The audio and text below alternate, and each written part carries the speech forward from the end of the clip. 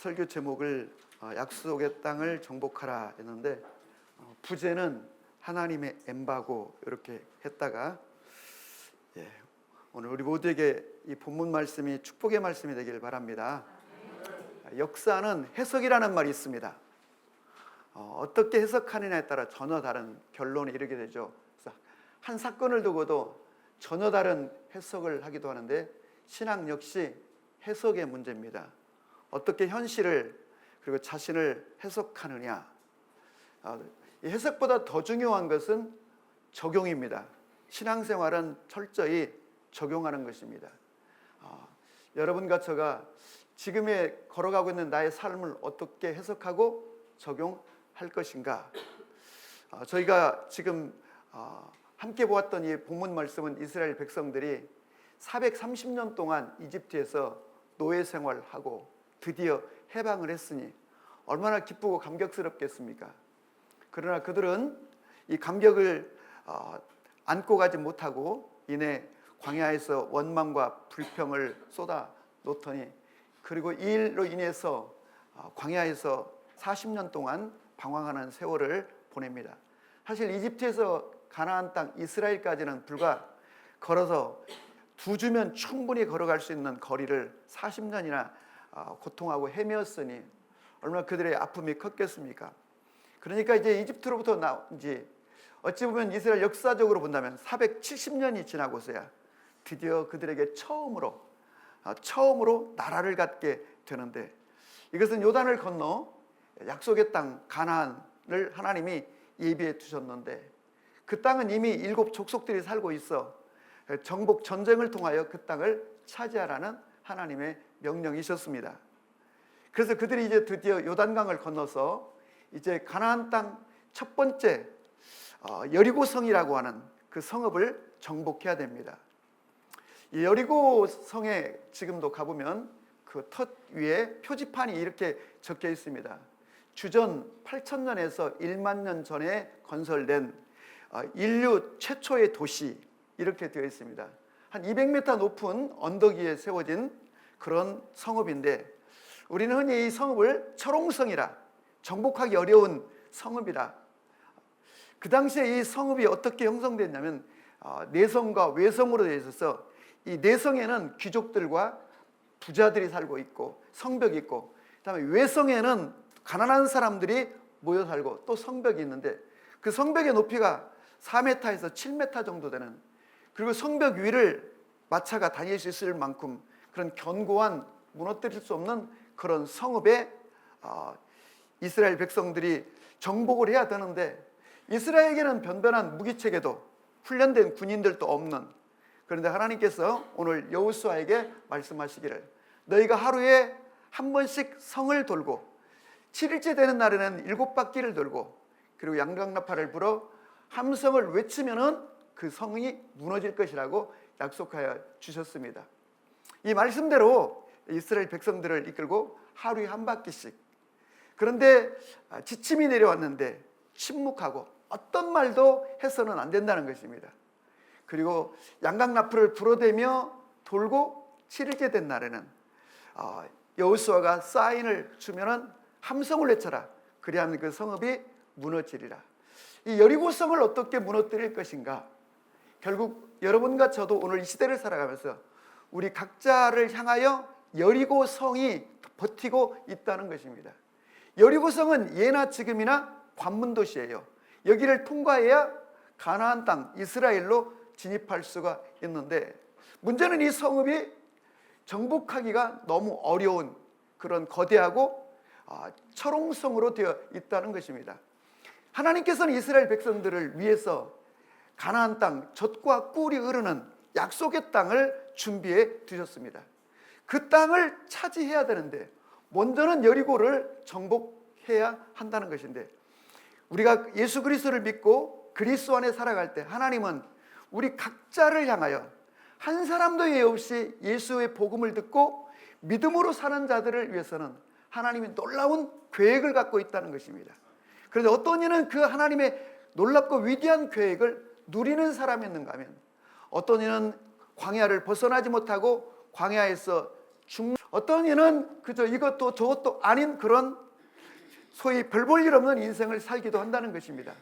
저는 바라기는 여러분 한 분 한 분이 하나님이 여러분을 향하여 갖고 계시는, 여러분의 가정을 향하여 갖고 계시는 놀라운 계획을 성취하여 하나님께는 영광을 돌리고 여러분의 삶에 풍요가 있는 그런 베푸는 인생이 될 수 있기를 바랍니다. 역사는 해석이라고 했습니다. 저는 지금 저희가 이 사도행전 교회가 이 마곡성전으로 들어온 것을 요단을 건너 여리고성 앞에 서 있다고 해석을 해 보았습니다.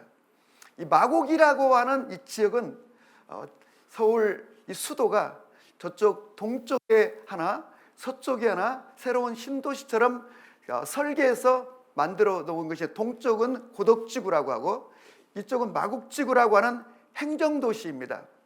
그런데 행정도시를 세워놨는데 이곳에 우리가 아는 것처럼 이곳에 정말 많은 대기업들의 연구소들이 들어와 있습니다. 제가 이렇게 찾아보니까 LG 연구소의 각종 연구소들이 여기저기 빌딩으로 있는데 보니까 LG 사이언스 파크, LG전자, LG 이노텍, LG 디스플레이, LG 화학, 그 다음에 S51 센터, 이랜드 글로벌 센터, 오스템 임플란트 중앙연구소, 롯데 중앙연구소, 넥선 유니버시티, 기뚜라미 보일러, 대웅제약, 이스타항공, 트레이더스, 이화여대학교 서울병원, 남부출입국관리사무소, 서울식물원, 코엑스 마곡, 뭐 할 거 없이 또 이제 조금 있으면은 짓고 있는 강서구청도 이곳으로 들어오게 되는 것이고, 제일 중요한 것은 그곳에 사도행전 교회가 있다고 하는 사실입니다. 아멘. 문제는 하나님께서 이 마곡이라고 하는 지역, 이 마곡 무슨 뜻인가 궁금하죠? 제가 사전을 찾아보니까 마곡이 그 마자가 우리 삼배옷을 짜는 그 한문으로 마더라고요. 곡은 계곡, 들판이라고. 그래서 전에는 이 마곡 지역에 이 삼농사를, 삼배를 많이 일으킨 그러한 동네였답니다. 그래서 마곡인데 이 성경을 찾아보면, 검색해 보시면 마곡이라고 하는 단어가 5번 나오는데, 창세기 1번, 그다음에 에스겔에 2번, 그다음에 요한계시록에 1번, 이렇게 이제 마곡이라고 하는 이 단어가 5번 나오는데, 이 마곡이 어디인가 성경적으로 보면 악의 어떤 무리가 있는 곳, 또 은유적으로 표현해서 악의 세력들, 세상 나라를 마곡. 또 요한계시록에는 마지막 하나님이 심판할 때 마곡에서 전쟁을 일으키며 마곡을 심판할 것이라고 표현했는데, 우리가 이것을 영적으로 해석해 본다면 이 마곡은 정말로 많은 인재들과 빌딩들과 그리고 회사들이 들어와 있는 이 마곡 지역이 우리가 마지막 주님의 오실 길을 준비하면서 주님의 재림에 앞서 대대적인 영적 전쟁을 치러야 되는 그런 도성이다. 그런데 여러분, 이곳에 하나님이 사도행전교회를 세우신 것은 이곳에 있는 수많은 사람들을 섬기라고 하신 줄로 믿습니다. 그래서 하나님의 약속의 땅을 차지하고 정복하기 위해서는 먼저 이 대대적인 전쟁을 통해서 여리고를 무너뜨려야 하는데, 여리고를 어떻게 무너뜨리는가 오늘 주님께서 우리에게 보여주시는데, 이 여리고는 여러분 각자 가정별로 개인의 삶에 여리고가 버티고 있다는 것입니다. 다시 말하면 하나님이 우리 각자에게 주신 놀라운 하나님의 계획, 약속의 성취를 이루기 전에 먼저 여리고성을 함락해야 한다는 것입니다. 그 여리고성을 함락할 수 있는 여러분과 제가 되기를 바라는데, 어떻게 함락할 수 있는가? 오늘 성경에 보니까 이제 진용을 구축하라고 하는데, 이 진용을 보니까 제일 먼저 앞에는 무장한 이 특수부대가 서 있도록 하고, 그 다음에는 양각 나팔을 분 7명의 제사장들이 계속 나팔을 불며 성을 돌라는 것입니다. 그리고는 그 뒤에 하나님의 법궤, 제사장들이 법궤를 메고 가는 것이고, 그 후방에는 백성들과 일반 군인들이 진용을 구축하여 이 여리고성을 하루에 한 바퀴씩 돌라는 이 명령. 도대체 왜 하나님이 이런 식으로 여리고성 정복을, 그 전략을 말씀하여 주시는가라고 하는 점입니다. 첫 번째, 하나님의 법궤를 앞세우라고 하는 것은 이스라엘 백성들에게 하나님의 법궤는 하나님의 현현이고 하나님의 존재입니다. 오늘 본문 이후에도 보면 이제 양각 나팔을 분 그 제사장들이 나아갈 때 하나님 앞에 나아가더라. 이 말은 하나님의 법궤와 하나님이 동일시되고 있는 것을 보게 되는 것입니다. 하나님의 법궤 안에는 하나님의 말씀 10계명이 들어 있습니다. 그래서 우리가 영적 전쟁을 치르고 이 땅에서 승리의 삶을 위해서는 언제나 하나님의 언약의 말씀을 붙들고 살아가야 한다는 것이고, 우리 모두는 각자가 하나님의 말씀을 소중히 여겨야 되고, 그래서 하나님의 말씀을 읽고 들을 뿐만 아니라 나에게 주시는 하나님의 레마의 음성을 구하는 성도들이 되기를 바랍니다. 주신 약속의 말씀이 있다면 그 말씀을 계속 붙들고 믿음으로 선포하며 나아갈 수 있기를 바랍니다. 이스라엘 백성들이 요단강을 건널 때에도 제사장들이 법궤를 메고 그 법궤를 맨 제사장들이 넘실거리는 그 요단강에 발을 내디딜 때에 요단강이 갈라졌던 것처럼, 이스라엘 백성들이 여리고성을 정복할 때에도 하나님의 법궤를 앞세우고라는 것은 언제나 여러분과 저는 하나님의 이 말씀, 언약의 말씀, 특별히 나에게 주신 레마의 음성을 붙들고 나아가는, 그래서 오늘 또 우리는 성경을 읽고 듣는 것도 중요하지만 가장 중요한 하나님의 음성을 받는 것입니다. 우리가 이 세상을 뚫고 돌파할 수 있는 것은 내게 주신 약속의 말씀이 있을 때 그 말씀을 의지하여 승리할 수가 있는 것입니다.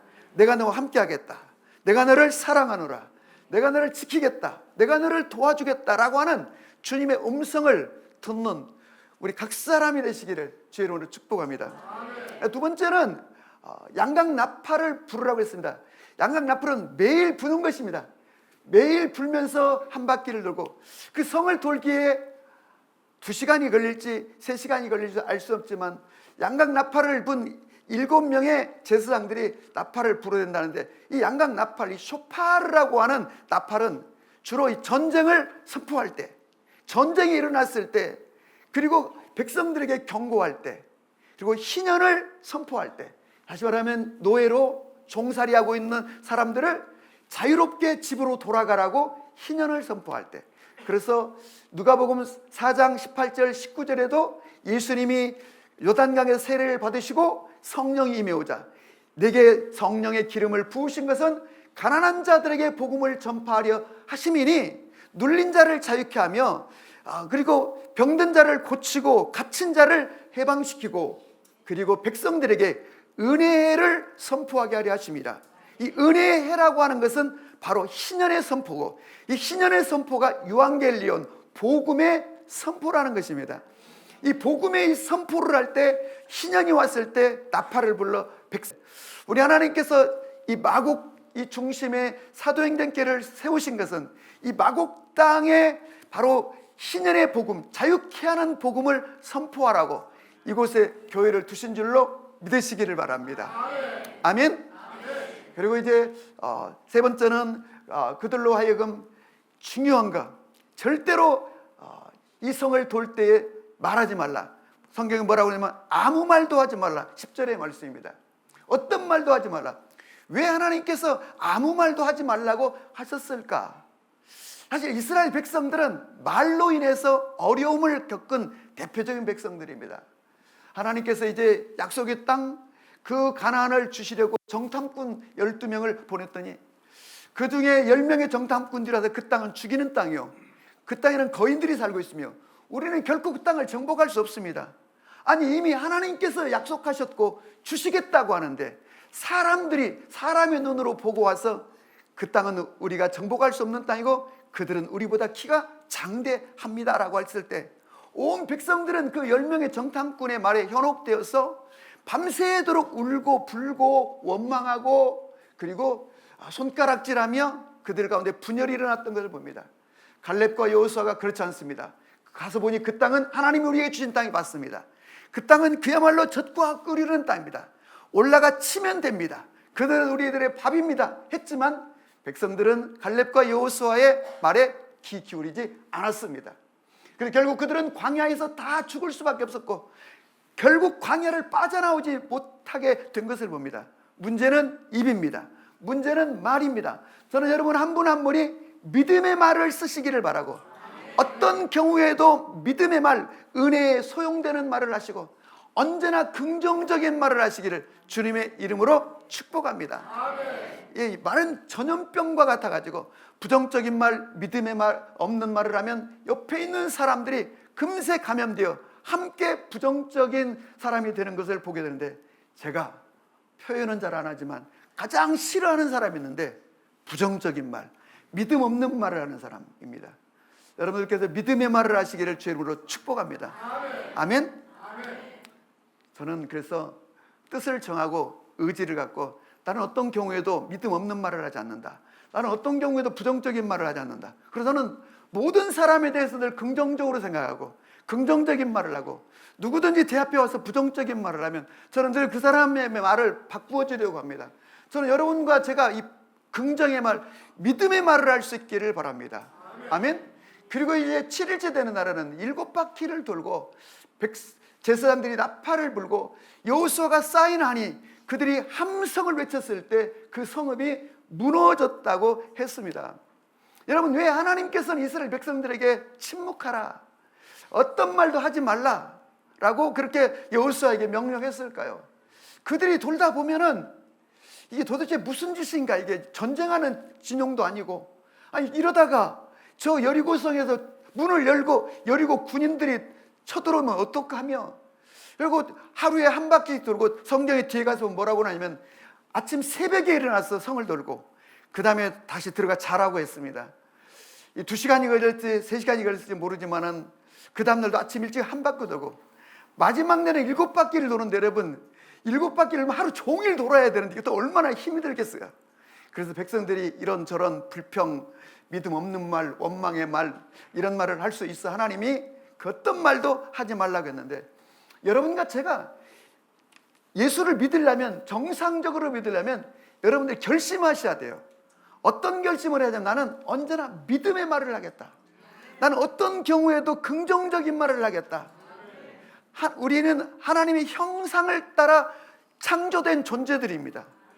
하나님의 형상 중에서 가장 하나님의 형상이 어떤 형상이면 말의 권세입니다. 하나님이 우주 만물을 말로, 언어로 창조하셨다고 했습니다. 그런데 그의 형상대로 지음받은 인간에게도 말의 권세가 있다고 하는 것입니다. 말의 능력이 있다는 것입니다. 그래서 여러분과 제가 언제나 이 믿음의 말을 선포하시기를 주님의 이름으로 축복합니다. 이거를 고치지 않으면 절대 우리는 약속의 땅 가나안을 정복할 수도 누릴 수도 없다는 걸 기억하고, 끊임없이 여러분과 제가 믿음의 말을 선포하고 긍정적인 말을 선포하는 것이 매우 중요합니다. 그래서 이 쇼파르, 이 나팔을 분다는 것은 하나님이 지금 이 전쟁에 개입하신다고 하는 선포고, 하나님이 임재하신다고 하는 선포입니다. 백성들이 함성을 외쳤다는 것은 그들이 믿음으로 선포했다는 거예요. 히브리서 11장 30절에 보면은 이스라엘 백성들이 여리고성을 믿음으로 돌아 그들이 그 성을 차지하게 되었다는 겁니다. 여러분, 선포하는 것도 중요하지만 믿음으로 선포하시기를 바라고, 우리 인생 가운데 이런저런 크고 작은 여리고를 만날 수 있고 여리고가 존재합니다. 그때 우리는 어떻게 해야 되는가? 믿음으로 하나님의 언약을 붙들고 믿음의 말을 선포하시고, 여리고는 무너질지어다, 여리고는 무너질지어다, 무너져라 하면 무너지게 되는 줄로 믿습니다. 우리가 하나님의 약속의 땅을 차지하고 그 땅에 진입하여 누리기까지는 일정한 여정이 필요한 것이죠.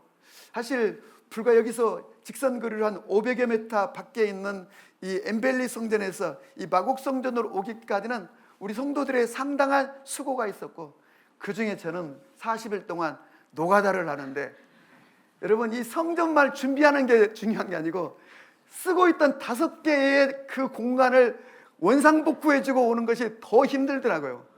근데 아무튼 뭐 이런저런 일, 그래서 마치 우리가 지금 이 요단을 건너 지금 여리고성 앞에 서 있는 듯한 기분이에요.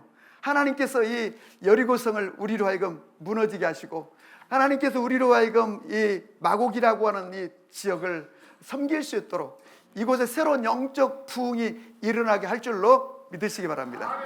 그래서 하나님께서 이 사도행전 교회라고는 첫째, 이 24시간 이 기도의 집을 통해서 여러분 이 마곡 안에 제가 뭐 확인을 안 해봤지만 이 빌딩별로 제가 세보니까 보통 빌딩 하나에 회사가 적게는 100개에서 한 130개 정도의 이 빌딩 하나마다 이렇게 회사가 들어있는 거예요. 그러니까 한 빌딩에 100개에서 130개의 회사가 들었다면 이 마곡 지역에 모르긴 해도 한 1만 개에서 한 2만 개의 회사가 지금 밀집되어 있고, 여기에 얼마나 많은 젊은이들이 이 근무를 하고 회사를 다니는데 이들의 삶 속에 얼마나 많은 고통과 삶의 아픔이 있겠어요. 그 갈등과 힘듦과 현재와 미래에 대한 그런 고민과 슬픔이 있겠어요. 그래서 이 기도의 집이 24시간 개방되어서 누구든지 언제라도 이곳에 와서 예배하고 기도할 수 있는 그런 처소가 되고, 하나님이 이 24시간 기도의 집을 축복하셔서 많은 사람들이 주야로 와서 이곳에서 기도하고 응답받는 공간이 될 줄로 확신합니다. 그리고 이제 저희가 9월 첫 주부터 이 지역의 많은 직장인들에서 화요일 오전 11시 50분부터 직장인 예배를 시작하려고 합니다.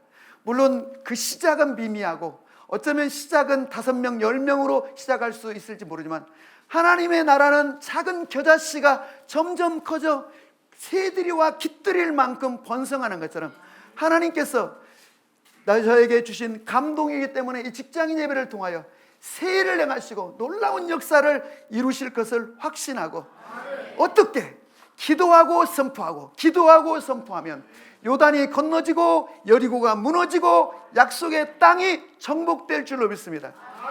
이와 같이 저는 여러분의 삶, 여러분의 가정, 개인의 삶 속에서도 기도하고 선포하고 기도하고 선포하고 믿음으로 선포하고 주를 향하여 나가면 하나님의 군대가 동원되어 가지고 하나님의 방식으로 하나님이 역사하여 우리 옆에 버티고 서 있는 여리고가 무너지고 약속의 땅을 정복하여 하나님의 크신 영광을 드러내게 하여 주실 줄로 믿습니다.